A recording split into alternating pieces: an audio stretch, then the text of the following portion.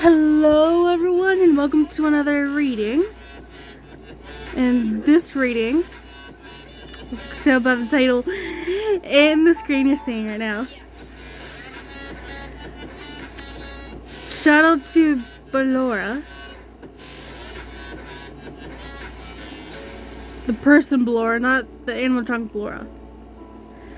She does a great job with these stories. First time reading them right now, but she's been working on this so much. I will give you a sneak peek for every part.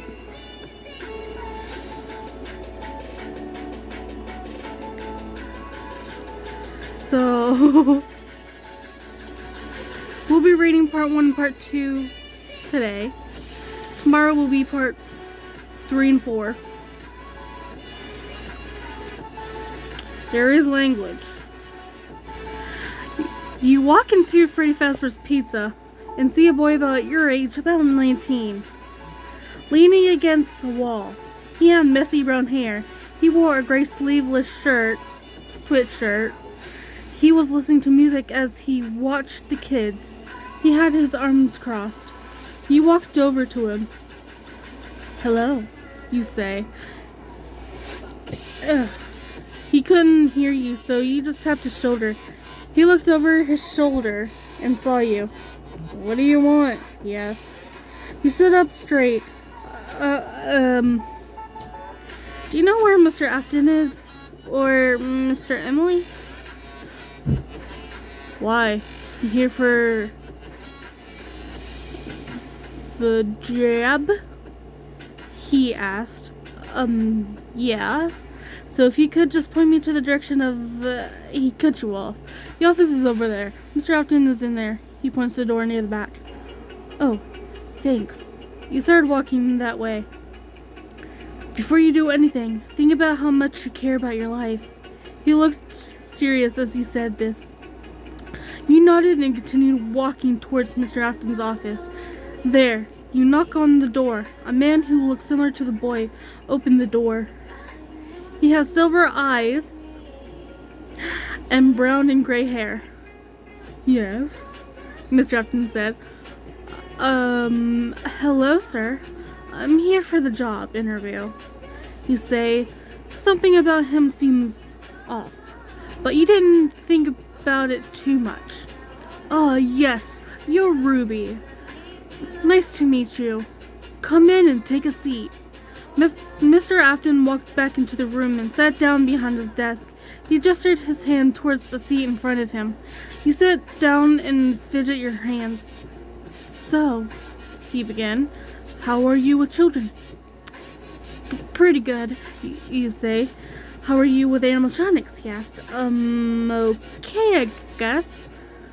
That was a lie. You knew nothing about animatronics. "Can you listen to directions easily?" he asked. "Yes." "Okay, well that's good. You start working tomorrow with my son Michael. I'm guess you two met earlier." "Yes, sir," you say. After a while, you walked out of the room. Michael walked towards you. "You must have guts to be working here," he said. "Yeah. I'm Ruby." "Michael." He turned around and walked away. You walked home, still feeling a little uneasy because of Mr. Afton. Once you got home, you called your friend, Jasmine. You told them you got the job and they were happy for you. Hang on, let me just yawn for a bit. Okay. Where was I? Yeah, well, this is the dude I have to work with too. You say, "Oh, he's cute." Your friend laughed. "Hey," you said.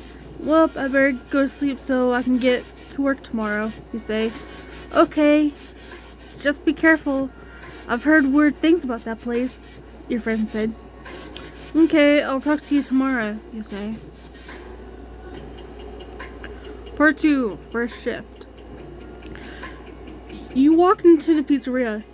You wore a black t-shirt and a red plaided shirt around your waist. You wore ripped jeans and had your pink hair pulled up in the ponytail. You saw Micheal leaning against the wall and listening to music like the last time you saw him. He looked over to you and shook his head. You walked over to him. A first smile plastered on your face. "Hey, Mike," you say. "Don't call me that.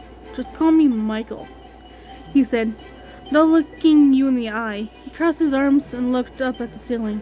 "Sorry," you say. "So, what do you do first?" He sighed and looked at you. "You really should leave while you still can. Haven't you heard about the missing people?" "Missing people?" You say, confused. "Yeah, well, you really must be done. Now, no wonder my dad hired you," he said.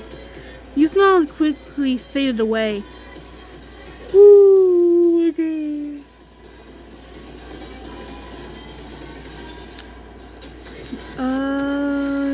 You turned around on your heels and walked over to some kids who needed help with something.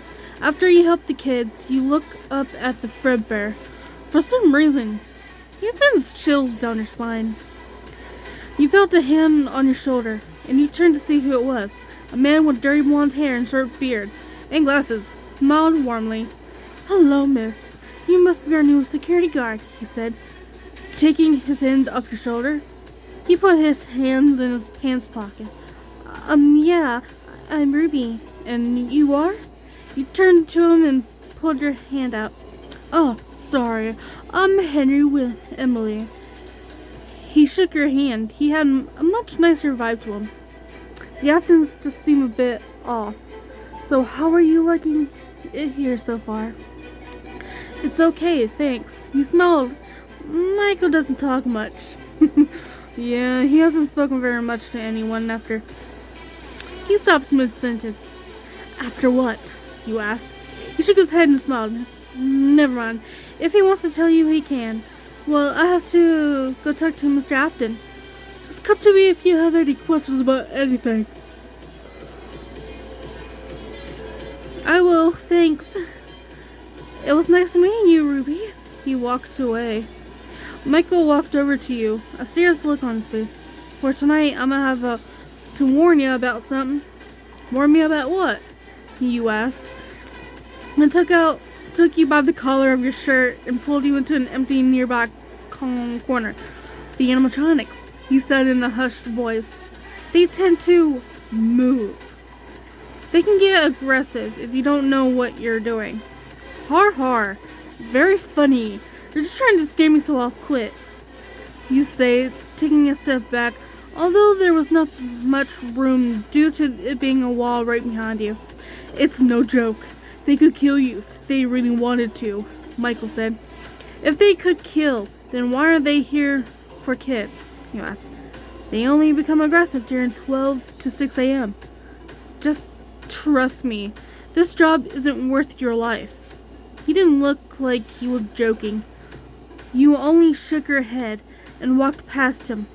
You didn't know if you should believe him or not. You continued to help families and kids with whatever they needed.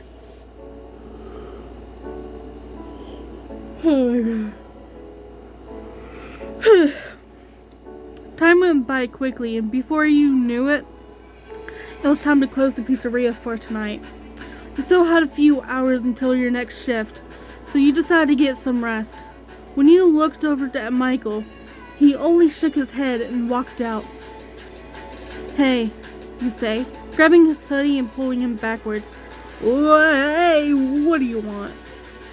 He turned to you and crossed his arms. "Why are you being such a jerk?" you say. "How the hell am I being a jerk?" he said. "Well, for one, you're giving me those dirty looks and you want me to leave. Why?" "Because your life is at risk. Just wait until tonight, or maybe you'll be smart and stay home." He looked you in the eye. "I'm coming to work tonight," you say. He sighs. "Whatever, still say I didn't warn you. I'll see you in that." Okay, why did I say it like that? He turned around and walked away. He sighed and walked home, thinking about what he had said. Were you going to work that night? Were the animatronics really aggressive? Those thoughts never let your mind. I think it was left. You were worried you were actually going to die.